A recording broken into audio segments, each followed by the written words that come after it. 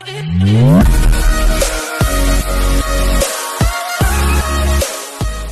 तो good morning बच्चों, कैसे हैं आप सब। आज हम लोग पढ़ने जा रहे हैं डबल कॉलम कैश बुक। क्या होता है सर ये double column cash book? Single column तो आपने पढ़ रखा था। फिलहाल आज हम लोग पढ़ेंगे डबल कॉलम कैश बुक। ठीक है बच्चों, तो देखो ध्यान से, डबल कॉलम कैश बुक में ना हम कैश और बैंक कॉलम दोनों को लेकर चलने वाले हैं। सिंगल कॉलम में हमने बस कैश को लिया था, कैश को लिया था। और कैश किस नेचर का था बच्चा? कैश था आपका रियल नेचर का। किस नेचर का था बच्चा? कैश रियल नेचर का। ठीक है, कैश था आपका रियल नेचर का।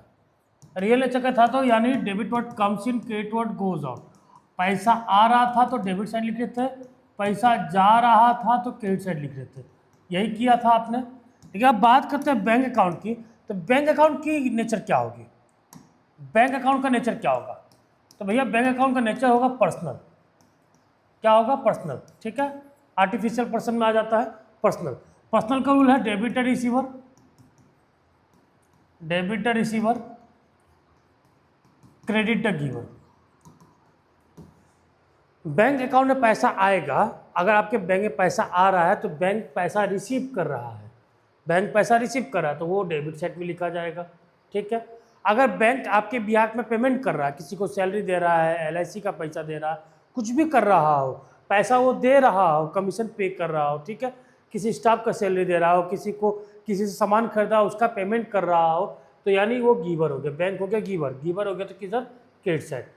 रूल तो अलग है लेकिन सिनेरियो सेम ही होने वाला है। पैसा आएगा तो डेबिट साइड लिखेंगे, जाएगा तो क्रेडिट साइड लिखेंगे। और दूसरा एस्पेक्ट जो है, ये तो हमने अपना ट्रेडिशनल अप्रोच से पढ़ लिया। ठीक, अगर मॉडर्न की बात की जाए, both cash and bank are assets. तो इंक्रीज होगा तो डेबिट साइड, डिक्रीज होगा तो क्रेडिट साइड। पैसा आएगा तो डेबिट साइड, यानी पैसा आएगा तो पैसा बढ़ेगा ना, एसेट बढ़ेगा, एसेट बढ़ेगा तो डेबिट साइड। और पैसा जाएगा तो एसेट घटेगा, घटेगा तो क्रेडिट साइड। बात समझ में आ गया? रूल तो वही होने वाला। ठीक है, ये है आपका format double column cash book का। ये डेबिट साइड आपका, क्रेडिट साइड। यहाँ रहेगा आपका डेट, ठीक, यहाँ हो जाएगा आपका डेट, डेट पर्टिकुलर, ठीक है, लेजर फोलियो, वाउचर नंबर वगैरह डिपेंड करता है कि आपके क्लास में पढ़ाया गया है कि नहीं। अगर टीचर बोल रहे हैं तो लगाओ, नहीं बोल रहे तो मत लगाओ। कैश का कॉलम अब यहाँ पे आ गया आपका बैंक का column, date particular, ledger folio, cash का कॉलम एंड यहाँ पे आ गया आपका बैंक का कॉलम। यहाँ तक कोई दिक्कत?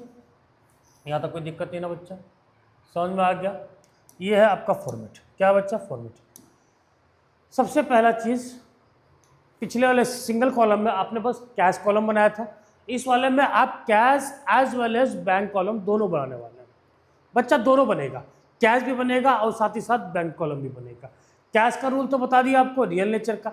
बैंक का भी बता दिया आपको। बैंक किस नेचर का बच्चा? बैंक हो गया आपका पर्सनल नेचर का। किस नेचर का बच्चा? पर्सनल नेचर का। अब सबसे पहले स्टार्ट करते हैं बेसिक चीज़। कैश पहली बात कभी नेगेटिव नहीं हो सकता। कैश आपके पास है या नहीं है, जीरो हो सकता है लेकिन नेगेटिव नहीं हो सकता। बैंक बैलेंस नेगेटिव हो सकता है, बैंक बैलेंस नेगेटिव हो सकता है। बैंक से आपने एक्स्ट्रा अमाउंट विड्रॉल कर लिया, आजकल क्रेडिट कार्ड की फैसिलिटी दिखाई दे रहा है आपको। और करंट अकाउंट होल्डर्स को एक फैसिलिटी मिलता है जिसको हम बोलते हैं बैंक ओवरड्राफ्ट। क्या बोलते हैं बच्चा? Bank overdraft, bank overdraft. ये आपने क्लास 11 के बिजनेस स्टडीज में पढ़ा होगा अपने।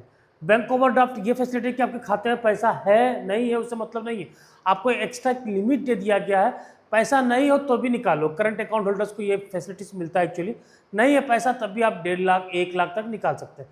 भैया हमने निकाला ना पैसा, पैसा तो था नहीं मेरा, मैंने बैंक से ही निकाला, लायबिलिटी है कि नहीं, बैंक मेरा माइनस में गया। बात समझ में आ? तो बैंक ओवरड्राफ्ट जब भी हो जाएगा समझ आना बैंक का खाता माइनस में, बैंक का खाता माइनस में बच्चा। किस में? माइनस में। तो सबसे पहले स्टार्ट करते हैं हम लोग। सबसे पहला चीज, कैश इन हैंड दिया है 2 लाख। कैश इन हैंड यानी पहले से कैश कितना पड़ा अपने पास? 2 लाख। तो 2 लाख पड़ा यानी बढ़ा है कि घटा? इधर ही है। तो हम सबसे पहले to balance BD, balance BD cash में। कैश का है तो कैश में, कैश का है तो कैश में। अगर यहाँ लिख दिया cash at bank, cash at bank, इसको मैं अलग इंक से लिखता हूँ, याद रखिएगा, कैश एट बैंक। ठीक है, क्योंकि यहाँ दो ओपनिंग एंट्री 2 हो सकता है, मतलब दो तरीके से हो सकता है, पॉजिटिव भी हो सकता है, नेगेटिव भी हो सकता है। कैश एट बैंक और bank overdraft, bank overdraft 1 lakh और नहीं होगा, मतलब इन दोनों में से कोई एक हो सकता है, कैश एट बैंक या फिर कैश एट बैंक या फिर बैंक ओवरड्राफ्ट में से दोनों में से कोई एक हो सकता है क्वेश्चन में आपके। कैश एट बैंक का मतलब बैंक में 1 लाख रुपया, कोई दिक्कत नहीं है, पॉजिटिव बैलेंस है तो बैंक में 1 लाख रुपया आपने डाल दिया ओपनिंग बैलेंस। लेकिन अगर वही बैंक ओवरड्राफ्ट दे दिया, मतलब आपने बैंक से 1 लाख एक्स्ट्रा निकाल रखा है, बैंक आपका माइनस में है, अब बैंक माइनस में है तो डेबिट साइड तो नहीं लिखा जाएगा, उस केस में हम लोग लिखेंगे कि कहाँ लिखेंगे, उस केस में हम लोग लिखेंगे क्रेडिट साइड में by balance BD, opening balance. Opening balance ही बैंक का माइनस चल रहा है 1 लाख से, ठीक, क्योंकि एसेट्स घटा हुआ है ना, है कि नहीं, बात समझ में आ गया यहाँ तक, कोई दिक्कत। कैश एट बैंक देगा तो हम डेबिट साइड में लिख देंगे, बैंक ओवरड्राफ्ट देगा तो हम क्रेडिट साइड में लिखेंगे, क्योंकि वो नेगेटिव है, नेगेटिव बैलेंस है, सिंपल सी बात है, पैसा आता है डेबिट साइड, पैसा जाता है क्रेडिट साइड, ये रूल फॉलो करते हैं हम लोग, कोई दिक्कत नहीं है इसमें, ठीक है। पैसा बैंक ओवरड्राफ्ट मतलब बैंक माइनस में है, बैंक माइनस में, अब बैंक माइनस है मतलब एसेट्स क्या है, डिक्रीज, एसेट्स घटा हुआ, एसेट्स घटा हुआ तो हम कहाँ लिख दिए, क्रेडिट साइड, क्लियर, कोई दिक्कत। और अगर हाँ इस रूल से देखना है आपको कि पर्सनल वाले रूल से सर, तो भैया बैंक ने हमको 1 लाख का लोन दिया है ना, हम ही को दिया है, बैंक ने मुझे ही एक्स्ट्रा पैसा दिया, बैंक ओवरड्राफ्ट तो लिखा गया लेकिन बैंक ने वो पैसा मुझे दिया, तो बैंक मेरे लिए क्या हो गया, गीवर, तो गीवर हो गया तो किस साइड लिखेंगे, क्रेडिट साइड में, क्लियर, कोई दिक्कत। अब इशू इसमें कुछ नहीं है भैया, आप पैसा, आप सामान परचेज कर रहे हो, सेल्स कर रहे हो, खरीद रहे हो, बेच रहे हो, डिपेंड करता है किससे कर रहे हो, सेल्स कर रहे हो कैश में तो भैया कैश में आ जाएगा, परचेज कर रहे हो कैश से तो कैश में आ जाएगा, सेल्स कर रहे हो बैंक से तो बैंक कॉलम में आ जाएगा, सेल्स परचेज कर रहे हो बैंक से तो बैंक कॉलम में आ जाएगा, बस इतना डिफरेंस है। चलो, सोल्ड गुड्स फॉर कैश ₹10,000, आपने सामान बेचा कैश में 10,000 रुपये, पैसा आया कि गया, आया तो किस side, debit side, to sales account, ये बताओ किस में आया, कैश में आया, कैश में आया तो कैश कॉलम में लिख दो 10,000, बस, ठीक है। तीसरा, सोल्ड गुड्स फॉर चेक, आपने चेक में बेचा ₹10,000, चेक में बेचा, चेक वाला एक काम करो, चेक वाले एंट्री को भी फिलहाल होल्ड करो, इसमें 2-3 केस है, मुझे समझाना है इसको आराम से, फिलहाल होल्ड करो। परचेज गुड्स फॉर चेक ₹10,000, आपने परचेज किया चेक से, किससे, चेक से, यानी सामान खरीदा और चेक से पेमेंट किया, पैसा गया कि आया, पैसा गया है, परचेज किया तो पैसा गया ही है, तो बाय परचेज, चेक से किया यानी बैंक से किया, बात समझ में आ गया, कोई दिक्कत। चलिए आ जाइए, अब थोड़ा सा इंपॉर्टेंट चीज़ में चलते हैं हम लोग। Cheque received from Amit, sales भी मान सकते हैं आप, आपने कि सेल्स किया और अमित से चेक रिसीव हुआ। देखो अच्छा, ये पहला केस मानिएगा, लिखते रहिएगा कॉपी में, check receive from Amit, Amit से चेक मिला, यहाँ डिपॉजिट होने की बात हुई क्या, क्या 4 तारीख को डिपॉजिट हुआ, क्या बात हुआ है, नहीं हुआ। जब ये चेक डिपॉजिट होने की बात 4 तारीख को नहीं हुई तो आपको सबसे पहले क्वेश्चंस के नीचे वाले जितने फॉलोइंग ट्रांजैक्शन होंगे उसको चेक करना पड़ेगा, क्या नीचे कहीं वो डिपॉजिट हुआ क्या। चलो 4 तारीख की बात थी, अब 8 तारीख को बोल रहा है कि cheque receive from Amit, now deposited into bank, या above cheque receive from Amit, now deposit into bank. Cheque मिला कब हमको, 4 तारीख को, हमने डिपॉजिट कब किया, 8 तारीख को, मेरे बैंक में पैसा कब आएगा, 4 को कि 8 को, ऑब्वियस सी बात है 8 को, 4 को तो आएगा नहीं। और आपको जनरली जब पढ़ाया गया था तो आपको बताया गया था कि जब चेक डिपॉजिट नहीं होता है सेम डे में बैंक में, तो वहाँ एक जनरल एंट्री पास होती है, वहाँ हम जनरल एंट्री पास करते हैं, बैंक की जगह लिखते हैं चेक इन हैंड, क्या लिखते हैं, cheque in hand account debit to जो भी दिया Amit, cheque in hand account debit to Amit. Entry pass करते थे कि नहीं करते थे? करते थे, बिल्कुल करते थे। तो पहली बात, ऐसा जो ट्रांजेक्शन है जो कैश बुक के अंदर नहीं आएगा उसकी जनरल प्रॉपर बनती है। क्या बनता है बच्चा? General proper. तो ये वाला एंट्री आपके इस खाते में लिखा ही नहीं जाएगा। क्यों? क्योंकि चेक उस दिन बैंक में डिपॉजिट नहीं हुआ। जब बैंक में डिपॉजिट नहीं हुआ तो पैसा आया नहीं। आपको पहले बता चुका था सिंगल कॉलम कैश बुक में only cash transaction will be recorded. तो ये कैश ट्रांजैक्शन तो नहीं है ना। चेक मिला है, चेक लेके आप बैठे हुए, हाँ श्री राम जय राम जय राम जय राम कर रहा है। क्या मतलब? चेक आपके हाथ में पड़ा हुआ है, आपके बैंक में पैसा तो गया थोड़ी, चेक गया थोड़ी। चेक जाता तब ना आपके बैंक अकाउंट का पैसा बढ़ता। तो चेक आपके हाथ में है। चेक आपके हाथ में मतलब इसकी एंट्री क्या बनती? Cheque in hand account debit to Amit account. अब ये चेक डिपॉजिट कब हो रहा है? 8 तारीख को। तो भैया जिस दिन डिपॉजिट हो रहा है उस दिन डेट लिखेंगे 2। अब यहाँ पे क्या लिखेंगे? अमित लिखेंगे, चेक इन हैंड लिखेंगे बच्चा? अमित नहीं लिखेंगे, अमित नहीं लिखेंगे, क्योंकि इस चेक को तो आपने 4 तारीख को ही रिसीव कर लिया था और 4 तारीख को इसका नाम क्या पड़ गया था? Cheque in hand. तो 8 तारीख को लिखेंगे आप चेक इन हैंड। क्या लिखेंगे? Cheque in hand. जितने का भी है, 10,000 का है तो आप लिख दो 10,000 बैंक में। बात समझ में आया? अगर यही चीज़, ये पहला केस बता दिया, ठीक है। अगर यही चीज़ 4 तारीख को बोलता, 4 तारीख को चेक रिसीव होता, cheque receive and send to bank collection, send to bank for collection, send to bank for collection, उसी दिन हम बैंक में सेंड कर देते। चेक मिला अमित से, चेक रिसीव फ्रॉम अमित, और उसी दिन हमने क्या कर दिया? बैंक में सेंड कर दिया कलेक्शन के लिए। चेक मिला भी है और उसी दिन हमने बैंक में सेंड कर दिया, तो कोई दिक्कत नहीं। उसी तारीख को लिख देता, 4 तारीख को लिख देता टू अमित। क्या लिख देता? टू अमित 4,000 या 10,000 जो भी है। बात समझ में? पहला केस में चेक रिसीव हुआ लेकिन उस दिन डिपॉजिट नहीं हुआ, डिपॉजिट हुआ कुछ दिन बाद। दूसरे केस में उसी दिन चेक मिला, उसी दिन डिपॉजिट हो गया, तो उसी तारीख को लिख दिए।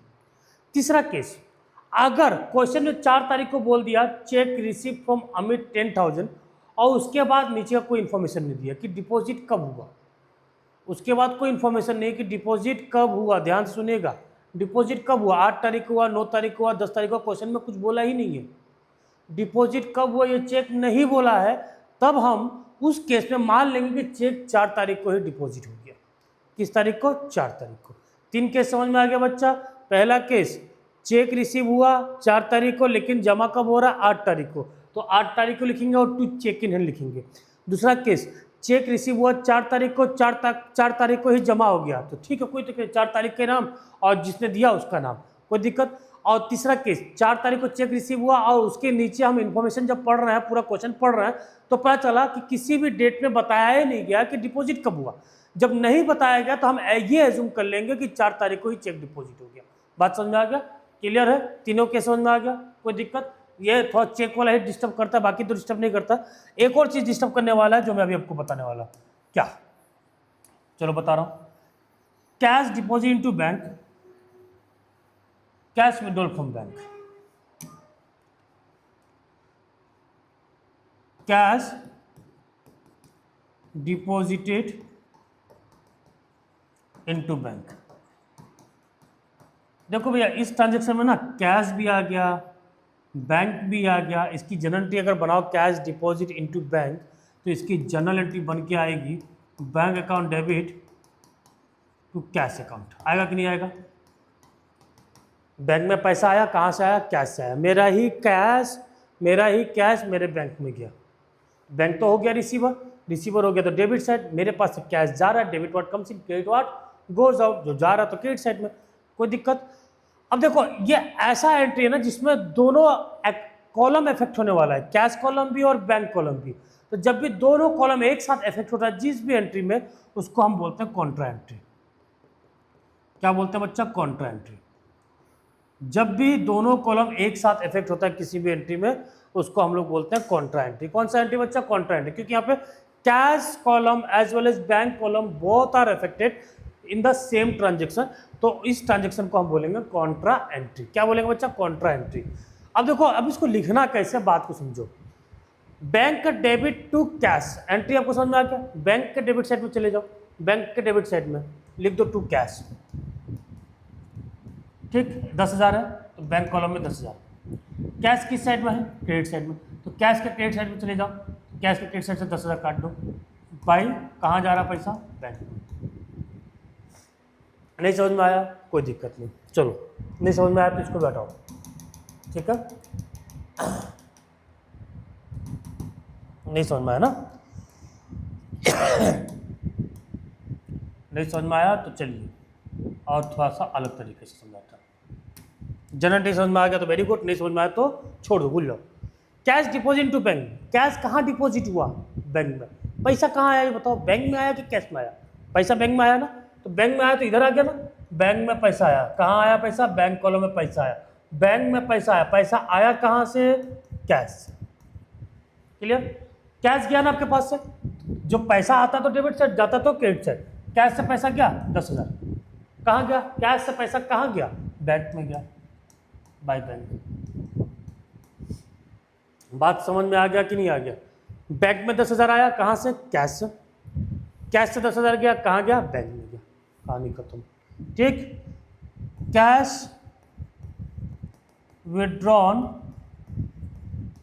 फ्रॉम बैंक,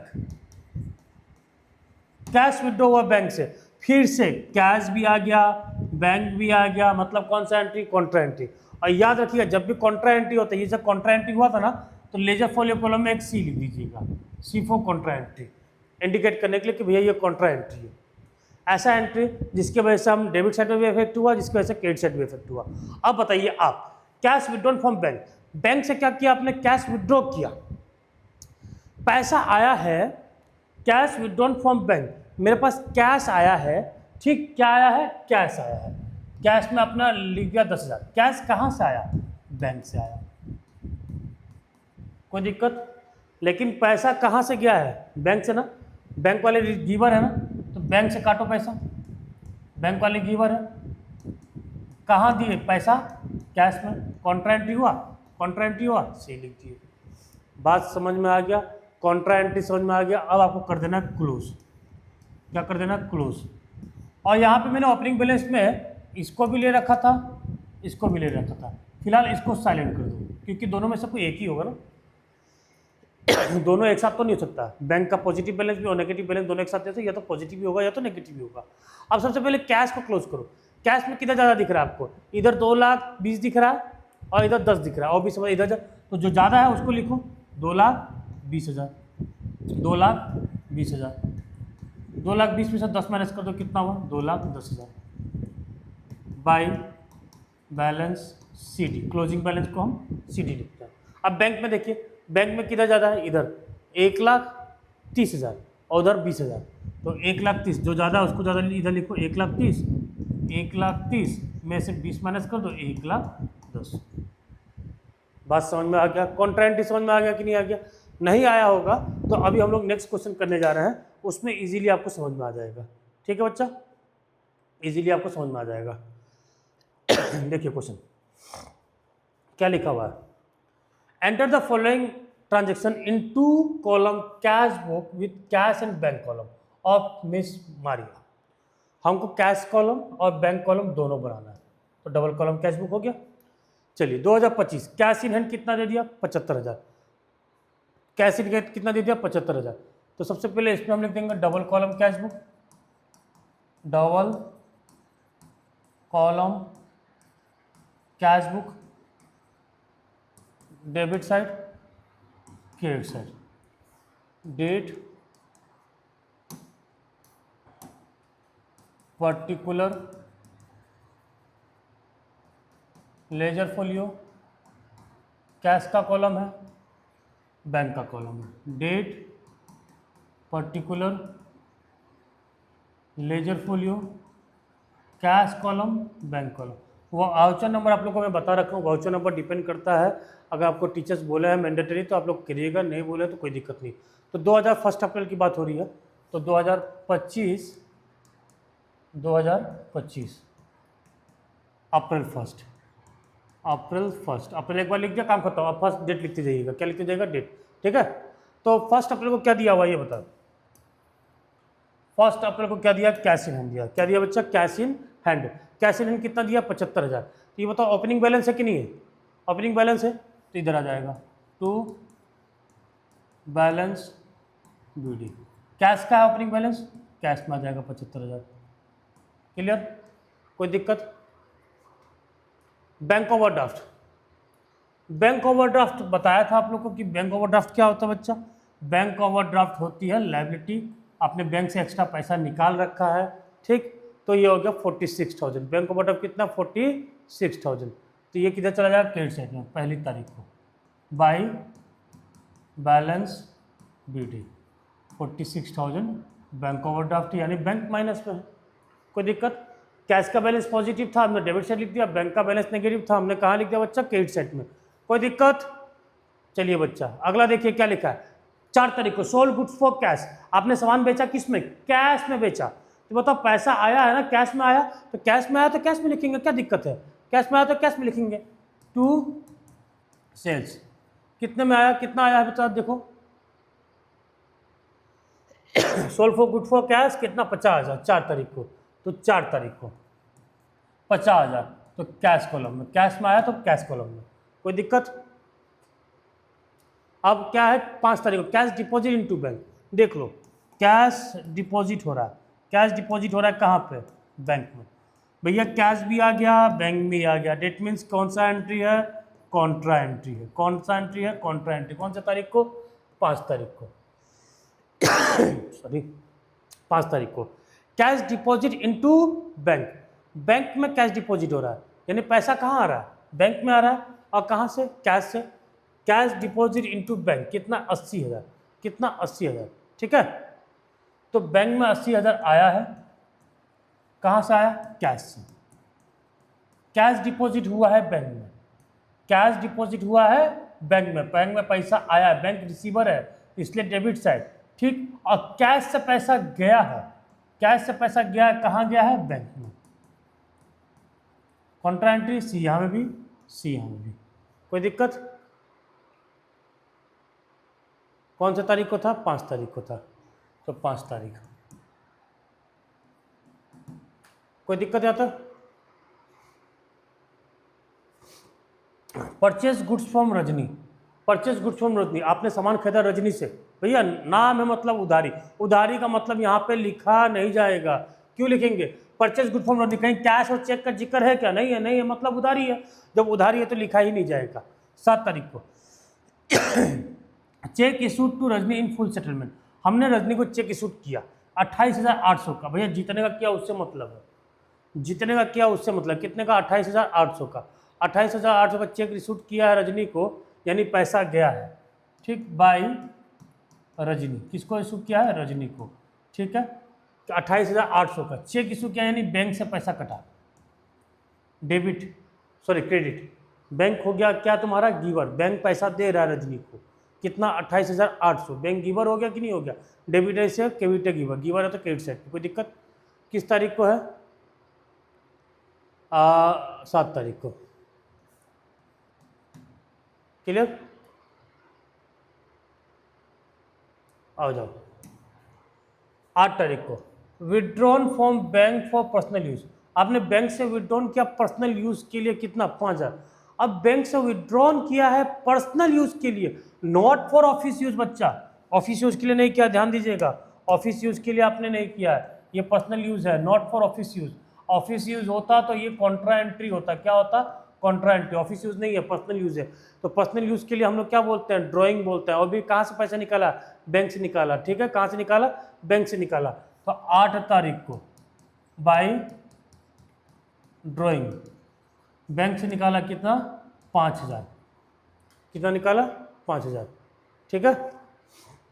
12 तारीख को sold good to Dheeraj and cheque receive for him, आपने धीरज को सामान बेचा है और चेक मिला 25,000 का। अभी अभी जस्ट बताया था, चेक तो मिल गया, चेक डिपॉजिट हुआ क्या, चेक डिपॉजिट होने की बात हुई है क्या इस दिन को, sold goods to Dheeraj and cheque receive from him, deposit होने की बात नहीं हुई। जब बात नहीं हुई है तो आपको नीचे के ट्रांजेक्शन में देखने पड़ेगा कि डिपॉजिट कब हो रहा है, हो भी रहा है कि नहीं हो रहा है। अगर नीचे के ट्रांजेक्शन में कभी भी डिपॉजिट होने की बात नहीं हुई है तो हम 12 तारीख को ही मान लेंगे कि चेक डिपॉजिट हो गया। लेकिन अब यहाँ देखो नीचे पहले 17 तारीख को दिख रहा है कि cheque receive from Dheeraj deposit to bank, यानी चेक मिला 12 को, लेकिन डिपॉजिट कब हो रहा है 17 को। तो चेक को आपने कुछ दिन अपने पास रखा ना, जब चेक को होल्ड किया तो इसको हम बोलते हैं चेक इन हैंड। क्या बोलते हैं बच्चा? Check in hand. 12 तारीख को तो चेक इन हैंड का जनरल एंट्री पास हो जाएगा, क्योंकि ये 12 तारीख वाला एंट्री तो कैश बुक में लिखा ही नहीं जाएगा, क्योंकि चेक को आपने अपने हाथ में रखा। बैंक में भेजा होता तब ना बैंक में पैसा बढ़ता, बैंक में तो पैसा बढ़ा ही नहीं। ये चेक आपके हाथ में, तो इसको चेक इन हैंड। लेकिन ये चेक जमा कब हो रहा है? 17 तारीख को। तो जब 17 तारीख को जमा हो रहा है तो 17 तारीख को हम लोग लिखेंगे to cheque in hand, to cheque in hand. और ये बैंक में जाएगा पैसा 25,000। कितना? 25,000। कोई दिक्कत? 12 तारीख को नहीं लिखा आपने, 17 को लिखा, देखो ध्यान से। 12 की 17 लिखा, वेरी गुड। ठीक, 12 होता तो गलती हो जाता। बैंक चार्जेस, 20 तारीख को बैंक चार्ज हुआ 500 रुपये का। तो 20 तारीख को बैंक चार्ज हुआ, तो यानी बैंक से पैसा कटा है, तो बाय बैंक चार्जेस कितना? 500। तो बैंक कॉलम से काटो। ठीक। इंटरेस्ट चार्ज बाय बैंक, 22 तारीख को इंटरेस्ट चार्ज हुआ बैंक में, बैंक ने इंटरेस्ट चार्ज किया, यानी इंटरेस्ट काटा है। चार्ज और अलाउ दो चीज़। अगर चार्ज बोल दिया तो बैंक पैसा काट रहा है आपके खाते से, और अलाउ बोल दिया तो बैंक आपके खाते में पैसा डाल रहा है, मतलब ब्याज दे रहा है, किसी भी चीज़ में ब्याज दे रहा है, तो उसको अलाउ बोलेंगे। और चार्ज मतलब वो पैसा काट रहा है। चार्ज मीन्स माइनस, अलाउ मत प्लस। ठीक है। इंटरेस्ट चार्ज बाय बैंक, अगर इंटरेस्ट चार्ज कर रही है बैंक से, interest charge by bank, bank ने कितना? 2500 का इंटरेस्ट चार्ज किया। ठीक है। 22 तारीख को, 22 तारीख को तो पैसा कटा ना बाय इंटरेस्ट, बैंक कॉलम से 2500। ठीक है। Receive cash from Mayank, Mayank से कैश मिला है, क्या दिक्कत है? कौन सा तारीख को? 23 तारीख को मिला 28,000, तो अच्छी बात है। टू मयंक कितना मिला है? कितना मिला है? 28,000। तो 28,000 हमने कैश मिला है, तो कैश कॉलम में लिखेंगे, बैंक कॉलम में नहीं लिखेंगे। आगे, paid Maria's life insurance premium by cheque. Maria's life, Maria कौन है? मारिया है इस दुकान की मालकिन। ठीक। तो मारिया का लाइफ इंश्योरेंस प्रीमियम पे करा था। इंश्योरेंस प्रीमियम में जनरल टिप्स में तो आप समझ ही गए थे कि इंश्योरेंस प्रीमियम दो टाइप के होते हैं, एक बिजनेस का होता है, एक इंसान का होता है। तो इंसान वाला लाइफ होता है, और बाकी बिजनेस का होगा तो उसको हम insurance premium, fire insurance premium लिखेंगे। तो ये बताइए, बिजनेस में लाइफ इंश्योरेंस प्रीमियम का मतलब, बिजनेस में इंश्योरेंस प्रीमियम होता तो समझ में आता कि वो इंश्योरेंस भी बिजनेस का, लेकिन ये लाइफ लिखा है, लाइफ मतलब किसी इंसान का, और इंसान कौन है? मालिक का। तो मालिक के लाइफ इंश्योरेंस के लिए पैसा कहाँ से चला गया? बिजनेस से चला गया। भैया ये तो ड्राइंग हुआ ना, पर्सनली उसके लिए तुम पैसा निकाल दो। ठीक, क्या हो गया बच्चा? ड्राइंग हो गया। ठीक है, बाय ड्राइंग। कहाँ से जा रहा है पैसा? बैंक से जा रहा है। कहाँ से जा रहा है? Maria's life insurance premium by cheque. Cheque से पेमेंट क्या है? बैंक से तो जा रहा है 15,000 28 तारीख को, 28 तारीख को। अभी बैंक से कटा कितना? 15,000। कोई दिक्कत? अब आ जाओ 30 अप्रैल को, deposit the bank the entire balance after returning 10,000 cash in business. बोला गया बैंक में डिपॉजिट करो, बैंक में डिपॉजिट करो एंटायर बैलेंस, एंटायर बैलेंस मतलब पूरा का पूरा balance, after returning 10,000 cash in business. मतलब बस 10,000 कैश रख कर, 10,000 कैश रख कर, रिटर्न कर कर जितना कैश बच रहा है सब बैंक में ट्रांसफर कर दो। सपोज डेट मान लो 50,000 कैश है, 50,000 कैश में बोला कि 10,000 कैश रख लो अपने पास ऐसे क्लोजिंग बैलेंस, बचा हुआ 40,000 उठा के बैंक में डाल दो। बचा हुआ 40,000 कहाँ डाल दो बच्चा? बैंक में डाल दो, बैंक में डाल दो। कहाँ डाल दो? बैंक में डाल दो। क्लियर बच्चा? अब देखो, अब करना क्या है, आपको निकालना है डबल कॉलम कैश बुक। सबसे पहले कैश कॉलम को करना है क्लोज। किसको करना बच्चा? क्लोज कैश कॉलम को। ध्यान से देखिएगा, साफ साफ बोला है कि बाय बैलेंस CD कैश में 10,000 रख के बाकी जितना है सब ट्रांसफर कर दो। अप्रैल है, अप्रैल में 30 होता है लास्ट डेट। कौन सा होता है? 30। तो सबसे पहले कैश में देखो कितना आ रहा है। कैश में यहाँ पे 75, 125, 125 और आपका 28 हो गया 1,53 हो रहा। 75,000 प्लस 50,000 प्लस 28,000 आपका वाला 1,53,000, 1,53,000, 1,53,000। 1,53,000 में से खत्म हुआ कितना? 80,000। यहाँ देखिएगा ध्यान से, 1,53,000 में से 80,000 तो आपका खर्चा हो गया, बच गया कितना आपके पास? 73,000। कितना? 73,000। कैश कितना आपके पास अब है? 73। कैश आया है 1,53,000, कैश खर्चा हुआ कितना 80,000, इसको 10,000 को अभी थोड़ा छोड़ दो, हाँ, क्योंकि ये मैंने अभी बात पहले लिख दिया था, इसको छोड़ दो, भूल जाओ। खर्चा कितना किया 80,000, यानी आपके पास कैश कितना पड़ा है 73,000 कैश पड़ा हुआ है। अब 73 से बोल रहा है कि 10,000 रिटर्न कर लो, रिटर्न मतलब 10,000 रख लो अपने पास, 10,000 कैश अपने गले में रख लो, अपने कैश बॉक्स में रख लो, ठीक है। 10,000 रखने के बाद जो बच रहा है उसको बैंक में ट्रांसफर कर दो। कितना ट्रांसफर करेंगे बैंक में 63,000। 10,000 तो हमने रख लिया, बचा हुआ 63 हम क्या करेंगे बैंक में ट्रांसफर करेंगे। कहाँ पे बैंक में, तो बैंक में डाल दो। कॉन्ट्रा एंट्री बनेगा कि नहीं बनेगा, कैश मेरा बैंक में जा रहा, कैश मेरा बैंक में जा रहा, यानी बैंक में पैसा आ गया 63,000। कहाँ से आया, कैश से आया। किस तारीख को आया, आखिरी तारीख को आया। कॉन्ट्रा एंट्री, बात समझ में आया कि नहीं।